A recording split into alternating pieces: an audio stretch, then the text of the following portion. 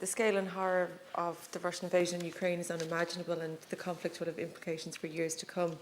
But right now, of these is the impact of global food supplies, especially concerning grain. And I commend the Minister for his actions to practically address the issue by encouraging farmers to grow grain.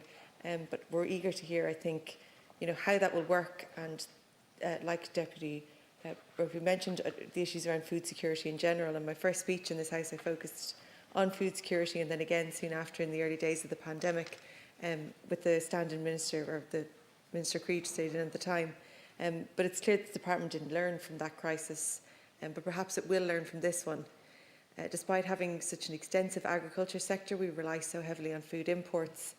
The Department of Agriculture policies and markets have forced farmers into a small number of areas, which has really reduced diversity of our produce and ultimately reduced our resilience.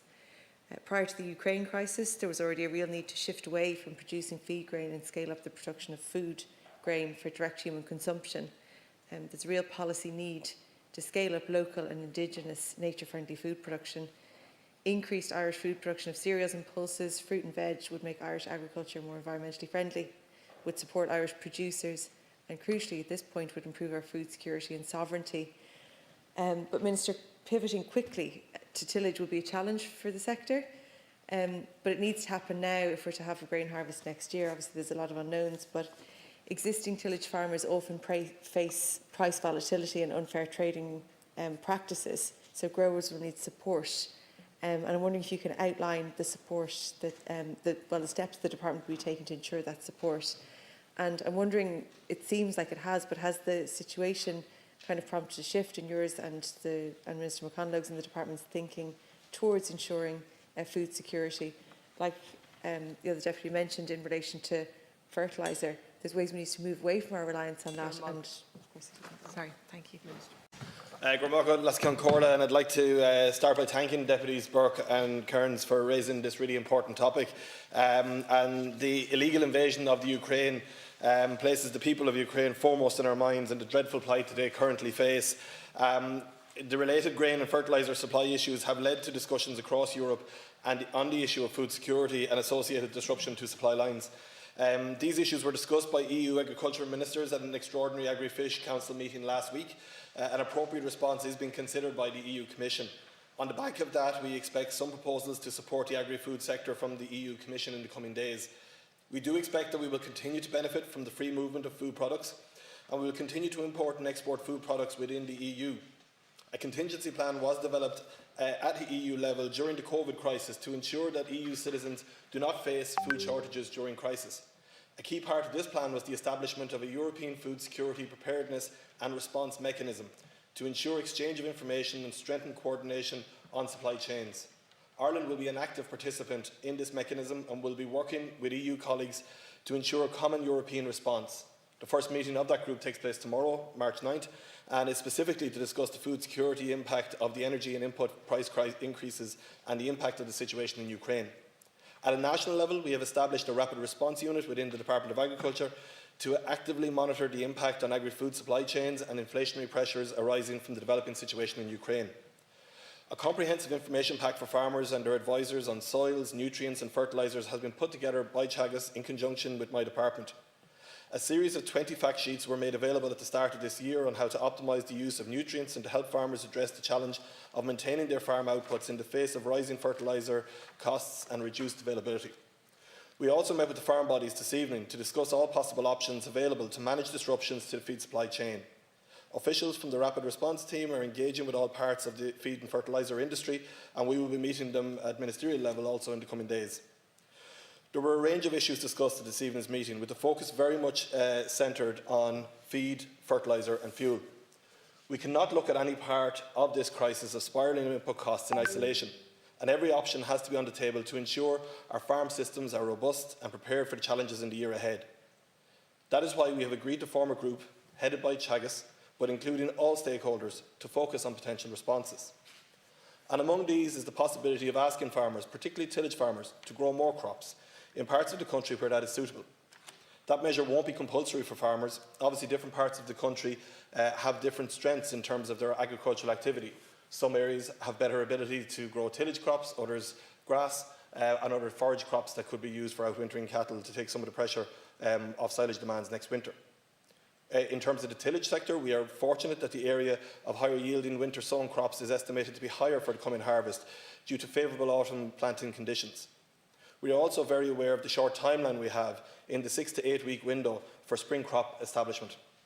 However, before we decide on specific response measures, it is important that we engage with all stakeholders to determine the availability of the inputs required, such as seed and fertiliser, the farm equipment required, and grain handling capacity. There are options around forage crops, around the management of silage production, and in the production of maize or beet. There are many sensible things we can do from an agronomy perspective to ensure our systems are as robust as possible. The implications of anything we do needs careful consideration. There is no one solution to the issues we face. We have a diverse farming system, and we will need to rely on all aspects of that in the weeks and months ahead. Thanks for the update, Minister. And you mentioned a bit more about feed and fuel, and that's obviously crucial, but I think seeds will play a pivotal role in the process. And you talk about how the availability of seeds to grow the crops. So I think I'm supposed to declare when you talk about these things in here that my family is a small seed company, but the reason my mother started is that seeds are fundamental to food. Like without seeds, we just don't have any food, be it plant-based or animal-based. So we need to secure seeds not only for this year, but for future harvests. If we're concerned about the import of wheat at the moment, then I'm wondering, has the department given the same consideration to the concern around the importation of seed for wheat? And is there plans to save seed from these crops that are being harvested, this year and for following years as well? Has that been a consideration of the department so far? And, we've seen figures on how much we import in terms of our wheat and how much that comes from the Ukraine and Russia. Have we done the same kind of analysis on seed imports as well and where they go kind of globally? Because I'm actually not aware entirely of them. Minister. And look, thank deputies for the response and their follow-up questions there.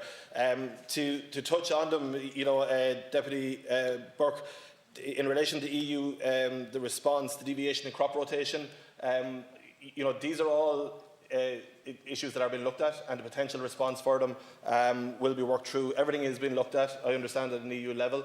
We also have the area of set-aside being talked about and the EFAs, and if they could be ploughed again, that would, over a period, over a large area of the country, give us considerable extra ground.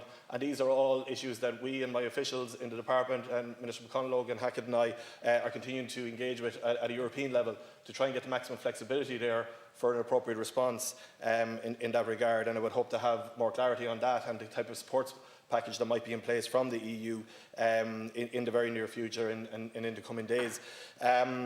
The points, Deputy Kearns, that you raised in relation to seed, and I think the point about grain, the Ukraine, and Deputy Burke, you raised it as well, about the amount of grain that's produced by the Ukraine and Russia. While we don't necessarily import that directly ourselves or purchase it from them, we are part of the global food supply chain, and if that 20 to 30% of grain is not produced because of the conflict and the war that is likely to impact on that, then that is going to have an overall impact on world food supply chains. And what we want to do is make sure that our system here in Ireland is as robust as possible. And the points you highlight there, Deputy Kearns, are valid ones in terms of ensuring not just the immediate focus of the next 6 to 8 weeks of the planting season and the spring crop planting season, but that we look at future years ahead into the future, because the impacts of this conflict, as you outline, are there for some time into the future. But we have a very resilient and robust agricultural sector. Farmers are very good at working together and have done in the past, and with the support of government and my department, we will work together, and the farming organisations that we met this evening across all industry, who have a key role to play here in ensuring that we support the farmers to do what needs to be done to avoid the crisis, because we don't have a crisis in food security right now, and we don't have a feed crisis. We want to make sure we don't have one next winter, and that's why to use this time we have now best available to us to support farmers to do what needs to be done to secure that food supply chain into the future. Margaret.